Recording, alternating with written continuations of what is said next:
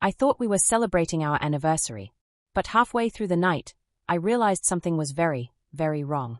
The way my husband looked at my wine glass, the way he kept checking his phone, my gut screamed at me to pay attention. What happened next was something I never thought I'd do, but it completely changed everything. And the reason I'm still alive. I trusted my instinct, and I switched the wine glasses. Before we go on with this story, please subscribe to our channel, give this story a thumbs up and share it with someone. Who knows, you might just save a life. Now, let's get to it. My name is Victoria Bain. I used to think that 10 years of marriage meant safety, security, and trust. But one evening changed everything I believed. It was our anniversary, 10 years to the day since we stood under a canopy of garden lights and promised each other forever. To celebrate, my husband took me to the Crescent, the city's highest and most luxurious restaurant, the kind of place where you don't just dine, you perform success. The chandelier sparkled like constellations, and the skyline stretched like a painted backdrop behind our table.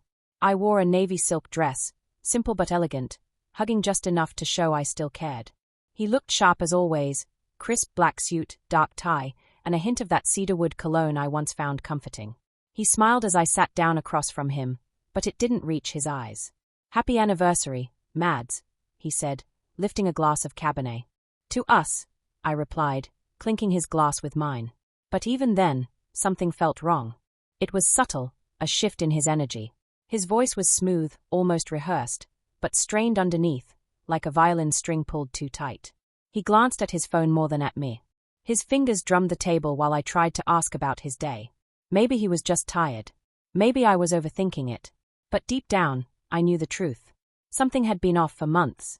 Late-night calls he brushed off as client emergencies. Weekend meetings that popped up last minute. A growing coldness in his touch, like the man who once stayed up all night helping me design my first pitch deck had disappeared. That night, under the glow of that perfect skyline, I felt lonelier than I'd ever felt in our 10 years together. I didn't know yet what he had planned. I didn't know the night would end in a hospital, or that a glass of wine would change our lives forever. But I knew something wasn't right. And I was right. Looking back, the signs were there. They weren't loud or obvious. They were quiet, creeping things, easy to dismiss, easier to excuse. But they were real. We had always been a power couple in the eyes of others. He ran an investment firm with a shiny office and designer suits. I built my consulting agency from scratch. People admired us, thought we had it all figured out. And for a while, we did. But over the past year, things had shifted. He became distracted, less present. It started small, missed calls, vague answers about where he was, why he was late. I told myself he was just under pressure. Big clients, tight deadlines. I knew that world too well. Still, I couldn't shake the feeling that I was living with a stranger. He'd sit at the dinner table and barely touch his food, scrolling through his phone like it held a secret he couldn't share. When I'd ask about his day, his answers were clipped, guarded. "Same old," he'd say with a shrug. "You know how it is." But I didn't. Not really. The intimacy we once had, late-night conversations, spontaneous weekend getaways, even small rituals like cooking together on Sundays, had disappeared. In their place was silence. Or worse, politeness. Once, I asked if something was wrong. He looked up from his laptop, gave me a hollow smile, and said, "No, babe. Just tired." But I could see it in his eyes. He wasn't tired. He was elsewhere, emotionally gone. There was a moment, a few weeks before our anniversary, when I found a second phone in his gym bag. It wasn't locked. But when I opened it, it was wiped clean. No contacts. No messages. Nothing but a home screen. I wanted to believe it was nothing. Maybe he was trying to separate work and personal life. Maybe it wasn't even his. But my gut said otherwise. That night, I lay awake next to him, staring at the ceiling, wondering how we got here, two people under the same roof, living two different stories. And still, I didn't leave. I didn't ask the hard questions. I wanted to believe in us. Believe that this was just a phase, a rough patch. But sometimes what we call a rough patch is really just the beginning of an ending. I excused myself halfway through the meal, claiming I needed to freshen up. In truth, I just needed space. The tension at the table was unbearable, like sitting across from a mask you used to love. The hallway outside the dining room was quiet. Dim lighting, polished marble floors, a soft jazz tune playing overhead. I leaned against the wall for a moment, closing my eyes. My heart was racing and I didn't even know why. That's when I heard someone say my name. Not more excuse me, but my actual name. I turned. It was the waitress who had been serving us all evening. She looked barely 20. Her dark hair was braided and tied back neatly. Her name tag read something I can't even remember now, but her expression had changed. Tense. Serious. She glanced nervously around before stepping closer. "I'm so sorry to bother you," she whispered. "But I need to tell you something." I blinked. "What is it?" Her voice dropped even lower. I saw your husband put something in your wine." Everything inside me went still. She rushed to explain. "When you got up to go to the restroom, I was clearing a table nearby. I saw him pull something from his coat pocket and drop it into your glass. It dissolved fast. I don't know what it was, but the way he did it, it didn't feel right." I just stared at her. Surely she was mistaken. He might be distant, even cold lately, but poison. "You're sure?" I asked. "I'm sure," she said, eyes wide. "I've seen him here before. He always acts so careful. Calculated. I wouldn't have said anything if I wasn't absolutely certain." The hallway seemed to shrink around me. My breath caught in my chest. She glanced toward the restroom door. "I have to get back before they notice I'm gone. I'm sorry. If it were me, I'd want someone to tell me." And just like that, she slipped away. I stood there frozen. One hand gripping the edge of the sink. The other still clutching my clutch bag like it was the only solid thing left in the world. I wanted to believe she was wrong. That she had misunderstood. That he had done something innocent. Stirring sugar, maybe. But deep down, I knew something was very, very, very wrong. And suddenly, the man I had spent 10 years beside wasn't just a stranger anymore. He might be something far worse. I stood in front of the mirror, staring at the woman in the navy dress. Her face looked familiar, but something about her had changed. Her eyes weren't just tired. They were wide with something sharper. Fear, yes, but also clarity. I had a choice to make. If the waitress was wrong, I'd look foolish. Paranoid. But if she was right, I couldn't afford to ignore it. I took a deep breath, smoothed the creases from my dress, and stepped back into the hallway. The buzz of the dining room returned like background noise I could no longer pretend was beautiful. Everything felt louder now, every laugh, every clink of glass, every flicker of candlelight. When I reached the table, my partner barely looked up from the phone. "Everything okay?" came the question, slipping the phone face down. "Yeah," I said lightly. "Just needed a moment." There was a smile. "You sure? You look pale." "Headache.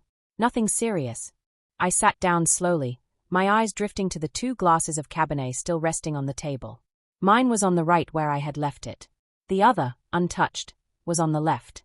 And somewhere inside one of them, a lie waited. I made my move casually, hiding it behind a stretch and a quiet laugh. I reached for the glass, then paused. "This wine's too good to waste," I joked. And in a single smooth motion, I slid the glass meant for my partner toward myself and nudged mine to the other side. There was no notice, just eyes back on the phone, fingers tapping out some urgent message. I took a small sip. It tasted rich, slightly dry, just like always. But it sat heavy on my tongue, the bitterness blending with dread. "To 10 more years," I said, raising the glass and locking eyes across the table. There was a flicker of surprise, then a thin smile and a mirrored toast. "To 10 more." A deep drink followed. I watched the throat move, watched the wine vanish. My own glass, really the original one, still half full. A strange quiet settled between us. I kept smiling even as every part of me screamed. Had I just made a huge mistake? Had I tested something that didn't exist? Or had I just placed this person on a collision course with their own intention? I didn't know yet. But what I did know, as I sat there holding the wrong glass in the right hand, was that I'd stopped being passive. I was no longer the one waiting to be acted upon. I was the one watching now, the one listening. And if they had been a plan to hurt me, I had just turned it on its head. At first, nothing happened. The figure across from me leaned back in the chair, casually wiping a mouth with a linen napkin. Everything looked relaxed, too relaxed. The kind of ease that comes not from comfort, but from believing everything is going according to plan. I twirled my fork, forcing calm. But my fingers trembled just enough that I had to keep them hidden under the table. I watched every blink, every breath, every nervous glance at a watch. "So," I said, voice light, "how's that big deal going? The one that's been keeping you up every night?" The eyes narrowed just slightly. "It's complicated," came the clipped reply. Big stakes. High risk. You know how it is. I nodded slowly. Sure. But you've always liked the high-stakes games, haven't you? There was no response, just a reach for the water, a small sip. Then a glance at the wine glass. You're not drinking much, came the casual remark. Saving it, I replied, smiling sweetly. This one deserves to be savored. Fingers drummed against the table, faster this time. Then slower. Then they stopped altogether. A few seconds passed. Then came a cough. Dry. Quick. Then again. And again. My heart thudded in my chest as a hand reached for a forehead. You okay? I asked, voice steady despite the storm inside me. Yeah, came the mutter. Just tired. But nothing looked tired. The face had lost its color. A thin sheen of sweat gathered at the hairline. Eyes blinked rapidly, unfocused. A trembling hand reached for the wine, my wine, but missed. The glass tipped, spilling across the table like dark blood on white linen. I stood quickly, chair legs screeching against the floor. There was a groan, a slump forward, a body sagging as if its strings had been cut. Someone gasped behind me. A waiter dropped a tray. The dining room quieted. Suddenly, all eyes were on us. Call 911. I shouted. The waitress appeared out of nowhere, her face pale as chalk. She stared at the slumped figure, then at me. The person I had been married to for 10 years wasn't just unwell. They were unraveling. And I knew, without a doubt, that the glass meant for me had betrayed the one who planned it instead. That plan had just failed. And I had just survived it. The emergency room was cold, not in temperature, but in spirit. A kind of stillness that made time feel suspended. I sat alone in a plastic chair, my navy silk dress wrinkled and stained with Cabernet, the same wine that almost ended my life. Everything felt distant, the buzz of fluorescent lights, the hum of a vending machine, a local news anchor murmuring from a wall-mounted TV. No one was watching. I hadn't called anyone. Who would I call? My parents were retired in Florida. My co-workers thought I lived a picture-perfect life. I wasn't ready to explain that my spouse might have tried to poison me. My hands were clenched in my lap, still trembling. I kept replaying the scene. The way the eyes had followed the wrong glass. The way the body began to fold in on itself. The way I'd stood there watching. A door opened. A doctor in a white coat stepped into the waiting area, scanning the room. Mrs. Harper. I stood, knees slightly buckling. I'm Dr. Patel, the doctor said, guiding me to a quieter corner. Your spouse is stable but under sedation. A high dose of a controlled sedative, diazepam, was ingested. Not the over-the-counter kind. This was heavily concentrated, possibly lethal if left untreated. My mouth went dry. I swallowed hard. I think that was meant for me, I said quietly. Brows lifted slightly, but the doctor didn't interrupt. A waitress warned me. She saw something dropped in my drink. So I swapped our glasses. There was a slow nod. A calm voice. That would explain it. The dosage in the system was far beyond what's safe. They're lucky you acted when you did. I looked away, my throat tightening. I didn't even know for sure. I didn't want to believe it. The doctor set a clipboard against their chest. We'll need to involve the police. This isn't just a medical emergency. It's a legal matter now. You did the right thing. The right thing. Was that what it was? I felt like I was drifting between two versions of reality, one where my husband was my partner, my protector, and one where he had quietly planned to eliminate me. All for what? Money? Control? I sat back down.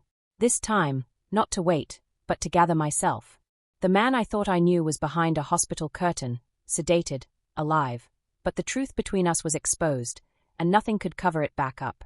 The truth came out faster than I expected. It started with a call from one of his former clients, a woman who used to gush about how he saved her portfolio. She called me 2 days after the hospital incident, her voice trembling. I didn't know who else to tell, she said, but I think his firm is in serious trouble. That was an understatement. Within a week, everything unraveled, quietly, then publicly. His investment company, once praised in local business magazines, was collapsing. Months of bad trades, failed investments, and increasingly risky deals had caught up to him. Creditors were circling. Lawsuits were already being drafted. I found documents hidden in a storage bin in our home office, papers he clearly hoped I'd never see. There were letters from banks, warnings from the SEC, even an unsigned power of attorney form that would have transferred all my company assets to his name if I had been incapacitated. That's what he wanted, not my death necessarily, but my silence. My disappearance. He needed control, and he was desperate enough to do the unthinkable to get it. He must have thought that if I couldn't speak, if I couldn't act, he could step in as my husband. He would have claimed authority, access, ownership. What broke me most wasn't the betrayal itself, it was the calculated patience. The way he smiled at me over dinner. The way he touched my hand. Acted like nothing was wrong. He was drowning, and he was ready to drag me under just to keep himself afloat. But I didn't drown. I didn't sip that wine. And now, the man who once promised to build a future with me was facing charges instead of champagne. All because I listened to a whisper and trusted my gut over a familiar smile. In the days that followed, I moved through life like a shadow. The media caught wind of the story before I was ready. Headlines hinted at scandal, investment star hospitalized after wine incident. My name was there, always paired with his, but no one knew the full story. At least, not yet. Some friends reached out, confused. Others disappeared completely, as if discomfort was contagious. I didn't blame them. Who wants to believe a man like him, charming, respected, always the one raising a toast, could be capable of what he did? But I wasn't interested in saving face. I was interested in the truth. When the detectives called, I didn't hesitate. I told them everything, from the waitress's warning to the glass switch, from the hidden documents to the storage bin full of secrets. I handed it all over. Emails, notes, even my own journals. He was charged with attempted poisoning, among other crimes related to financial fraud. His lawyer tried to spin it, said it was all a misunderstanding, that he was under pressure, mentally unstable. But I'd lived beside that mind for 10 years. I knew the difference between instability and strategy. I didn't attend the first court hearing. I stayed home, sitting by the window in silence, drinking tea from a mug he never liked. The sky outside was gray, but it felt honest.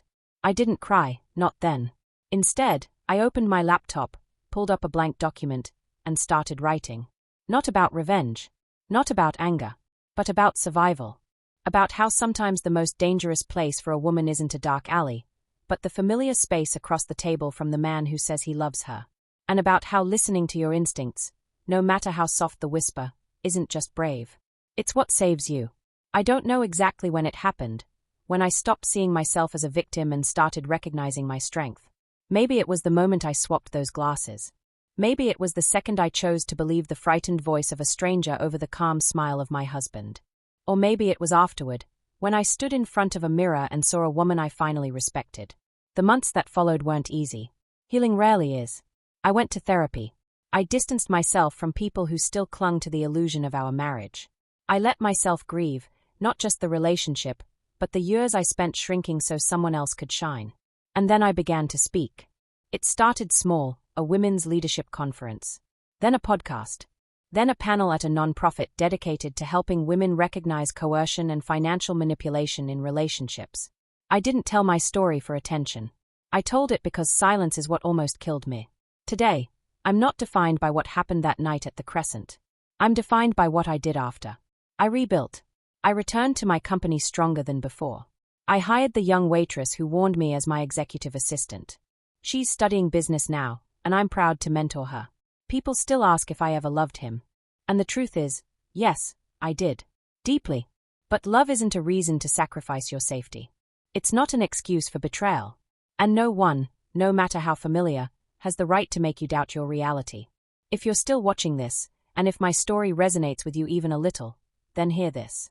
Trust yourself. Listen to your instincts. This isn't just my story. Maybe it's yours too. If this touched you in any way, don't forget to like, comment, and share this video, and subscribe to this channel. I'll see you in the next one.